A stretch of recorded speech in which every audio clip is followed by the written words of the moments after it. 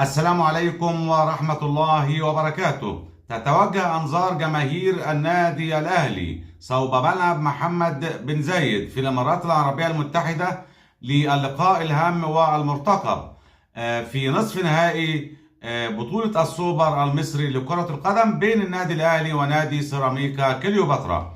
الحقيقة مستر مارسيل كولر النهاردة وأيضا في التدريبات الأخيرة يعني فرض سرية تم على جميع تدريبات النادي الأهلي خلال الفترة الأخيرة استعدادا لهذه البطولة اللي إن شاء الله يفوز بها النادي الأهلي وتكون تعويض عن فقدان النادي الأهلي للسوبر الأفريقي أمام نادي الزمالك في المملكة العربية السعودية.